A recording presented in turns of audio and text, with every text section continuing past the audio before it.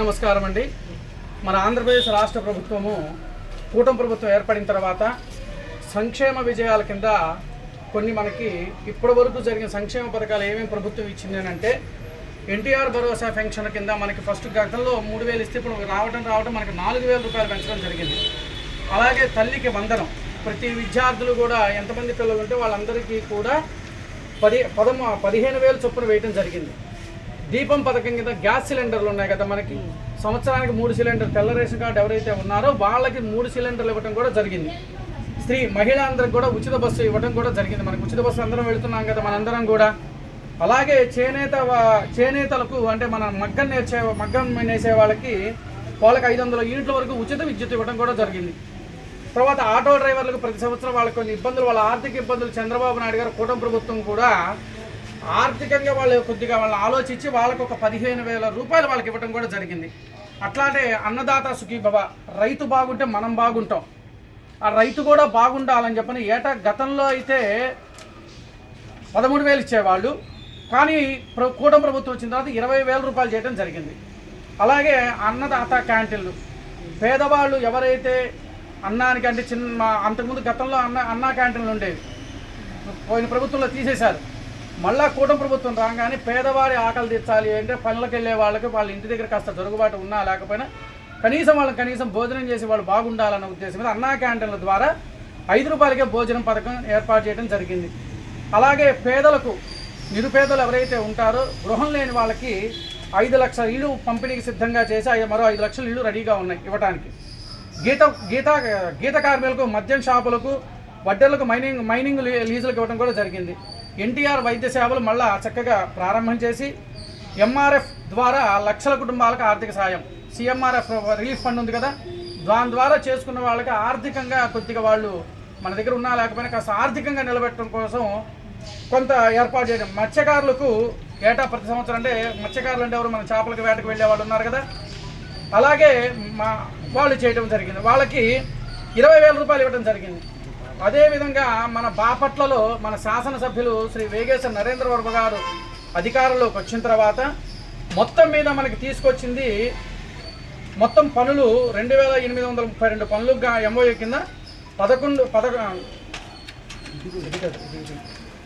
మొత్తం మన ఈ 2 సంవత్సరాల పరిపాలనలో మన వేగేశ్వర నరేంద్ర వర్మ గారు ఆయన 295.2 కోట్ల రూపాయలతో అభివృద్ధి పనులకు తీసుకొని రావడం జరిగింది.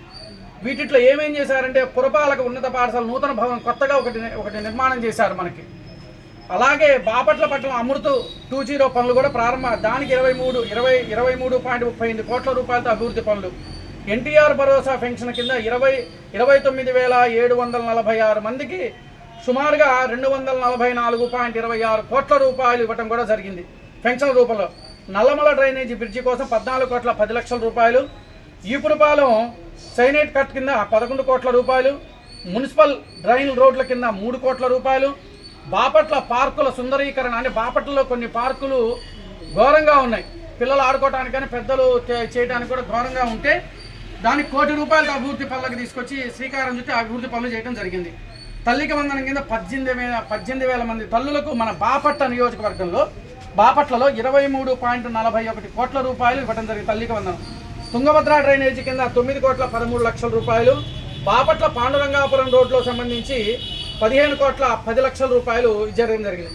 అలా ఇండోర్ సబ్ స్టేషన్ కింద, అంటే ఇండోర్ అంటే ఇప్పుడు మన మున్సిపల్ ఆఫీస్ దగ్గర క్రీడలు ఆడుకోవడానికి దానికి 7 కోట్ల రూపాయలతో అభివృద్ధి పనులు చేయడం జరిగింది.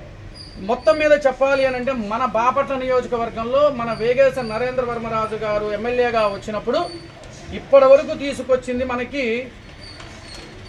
మనకి తీసుకొచ్చిన అమౌంట్ 295.2 కోట్ల రూపాయలతో అభివృద్ధి పనులు తీసుకొని వచ్చి, ఇలాంటి నాయకుడు మాటలు చెప్పటం కాదు, చేసి ఆచరణ చూపించి ప్రజల్లోకి మమేకంగా తీసుకొని వెళ్ళటం జరిగింది.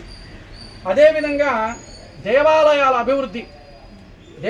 అభివృద్ధికి కూడా 7 కోట్ల రూపాయలు. గ్రామీణ రోడ్ల నిర్మాణానికి 25 కోట్లు. సబ్ స్టాఫ్ నిర్మాణం కింద 60 లక్షలు.